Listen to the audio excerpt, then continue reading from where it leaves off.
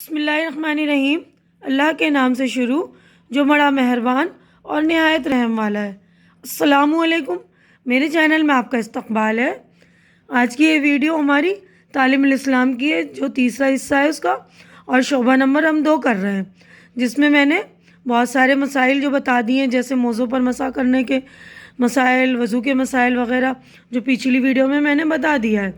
وضو کے فرائض کے مسائل، سنت کے مسائل، مستحبات کے مسائل، نواقص کے مطلب وضو کے جو نواقص ہیں ان کے مسائل، باقی سارے مسائل بتا دیے۔ آج کا ٹاپک ہمارا جو ابھی ہے، نجاست حقیقہ اور اس کی طہارت کے باقی مسائل۔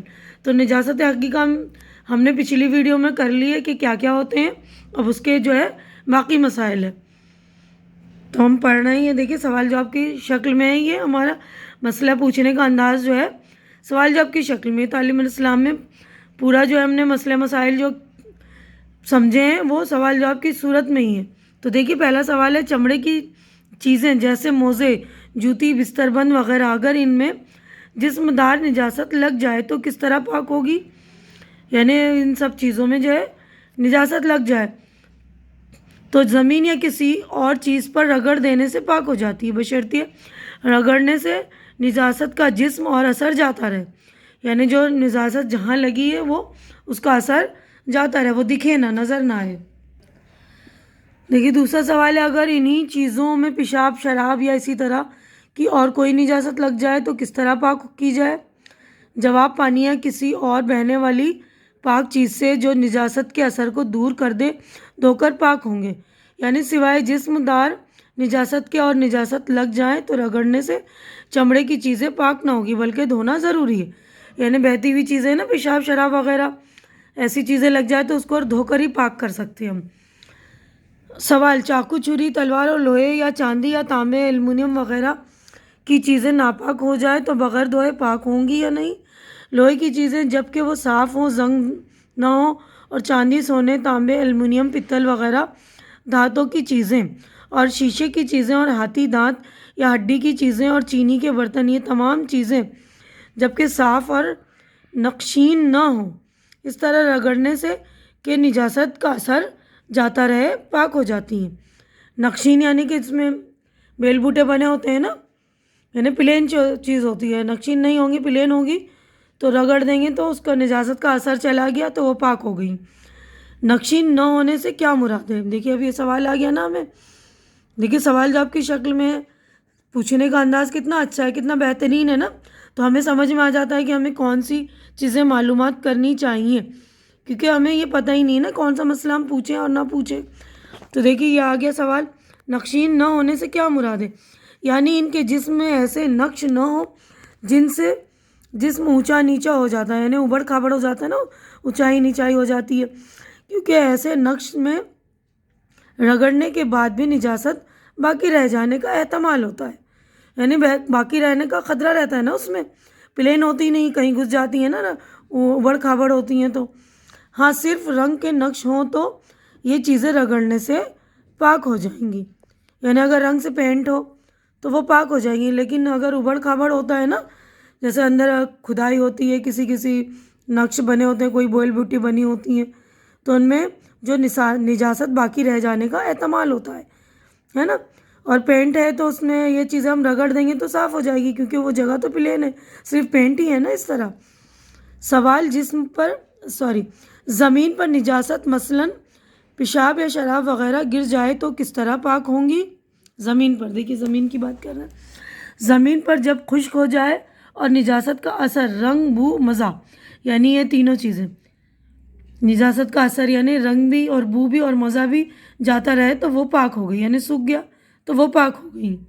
رنگ بھی نہ رہے، اس کا مطلب اس کی بو بھی آتی ہے نا کبھی کبھی، تو وہ بو بھی نہ رہے۔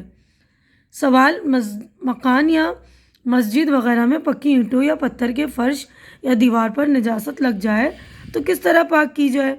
جواب، اینٹ اور پتھر جو عمارت میں لگے ہوئے ہوں خشک ہو جانے سے اور نجاست کا اثر جاتے رہنے سے پاک ہو جاتے ہیں، یعنی سوکھ گئے، خشک ہو گئے نا، اور نجاست کا اثر جاتا رہا، جیسے اوپر بتایا ہے، رنگ، بو اور مزہ، ان تینوں میں سے ساری چیزوں کا اثر جاتا رہا تو وہ اینٹ یا پتھر کی جو عمارتیں ہیں اس میں وہ پاک ہو گئیں۔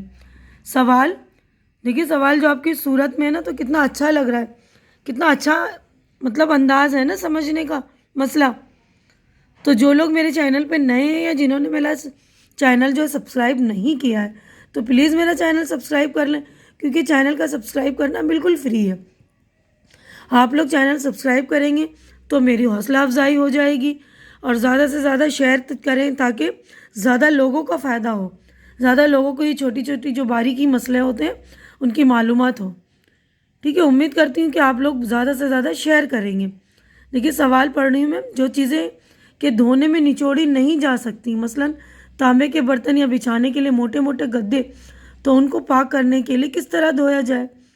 جواب، ایسی چیزیں جن کو نچوڑنا غیر ممکن یا مشکل ہے، ان کو دھونے کا طریقہ یہ ہے کہ ایک مرتبہ دھو کر چھوڑ دو، جب پانی ٹپکنا بند ہو جائے تو دوسری بار دھو کر چھوڑ دو، جب پانی ٹپکنا بند ہو جائے تو تیسری بار دھو ڈالو، پاک ہو جائیں گی۔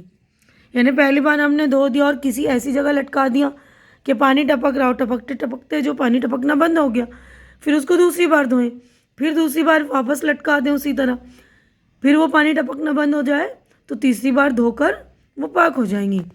مگر دھونے میں جس قدر ملنا ممکن ہے اس قدر ملنا ضروری ہے تاکہ نجاست نکالنے میں اپنی طاقت بھرپور کوشش ہو جائے۔ یعنی جتنا ہم مل سکتے ہیں، جتنا اس کو نچوڑ سکتے ہیں اپنی ہاتھ کی طاقت سے، یعنی اپنی جتنی طاقت ہے، ہماری گنجائش ہے، اتنی کوشش کر کے ہمیں مل بھی لینا چاہیے، اس کو نچوڑ بھی دینا چاہیے۔ تو دیکھیے کتنا باریکی مسئلہ، آپ لوگ بالکل دھیان سے اس مسئلے کو توجہ سے سنیں گے اور سمجھنے کی کوشش کریں گے، سمجھنے تک اس کو دھیان سے سنتے رہیں گے، ہے نا۔ سمجھنا اتنا بھی مشکل نہیں ہوتا، تھوڑا سا بس توجہ دینے کی ضرورت ہوتی ہے۔ تو دیکھیے اگلا کویشچن ہے، مٹی کے برتن ناپاک ہو جائیں تو پاک ہو سکتے ہیں یا نہیں؟ مٹی کے برتن بھی دھونے سے پاک ہو جاتے ہیں، اور ان کے پاک کرنے کا وہی طریقہ ہے جو اس سے پہلے سوال جواب میں لکھا گیا ہے، یعنی خود کو سوکھ جائیں، ہے نا، تو دھو کر اس کو سکھا لیں دھوپ وغیرہ میں نا۔ سوال، چیز مثلاً گوبر جل کر راکھ ہو جائے تو وہ راکھ پاک ہے یا ناپاک؟ ناپاک چیز جب جل کر راکھ ہو جائے تو وہ راکھ پاک ہے۔ یعنی گوبر کے کچھ بناتے ہیں نا ہم چیزیں، اپلے وغیرہ، یا جلا کر اس کو استعمال کرتے ہیں تو اس کی راکھ جو ہے پاک ہے۔ گوبر تو ناپاک ہے لیکن اس کی راکھ جو ہے پاک ہے۔ سوال، گھی میں چوہا گر کر مر گیا تو اس کا کیا حکم ہے؟ جواب، گھی اگر جمع ہوا ہو تو چوہا اور اس کے آس پاس کا گھی نکال ڈالو، باقی گھی پاک ہے۔ اگر پگھلا ہوا ہو تو تمام گھی ناپاک ہے۔ سمجھ میں آ گیا آپ کو؟ یعنی کہ اگر جمع ہوا ہے گھی تو جہاں پر چوہا گرا ہوا ہے اس کے آس پاس کا پورا گھی ہم ہٹا لیں گے تو باقی کا گھی پاک ہو گیا۔ اگر پگھلا ہوا ہے گھی، مطلب تیل کی طرح بنا ہوا ہے وہ گھی، تو پورا گھی ناپاک ہے۔ ناپاک گھی یا تیل کس طرح پاک کیا جائے؟ ناپاک گھی یا تیل میں اس کے برابر پانی ڈال کر جوش دو، پھر گھی یا تیل جو پانی کے اوپر آ جائے اسے اتار لو، اور 3 مرتبہ اسی طرح کرو تو وہ گھی یا تیل پاک ہو جائے گا۔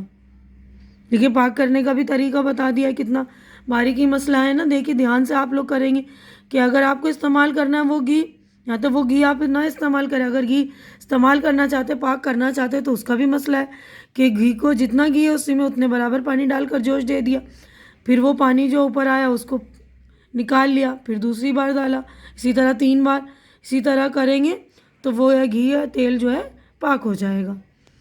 ٹھیک ہے، تو امید کرتی ہوں کہ آپ لوگوں کو میری ویڈیو پسند آ رہی ہوگی اور اچھی لگ رہی ہوگی اور آپ کے فائدے کے لیے، تو آپ لوگ زیادہ سے زیادہ شیئر کیجئے تاکہ زیادہ لوگوں کا فائدہ ہو، زیادہ لوگوں کی اصلاح ہو سکے۔ اصلاح یعنی کہ کریکشن، یعنی سدھار۔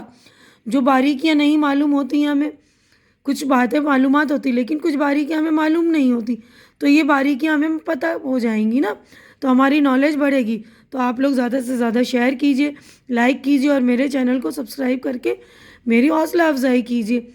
اگلی ملاقات ہماری اگلی ویڈیو میں ہوگی، تب تک کے لیے اللہ حافظ۔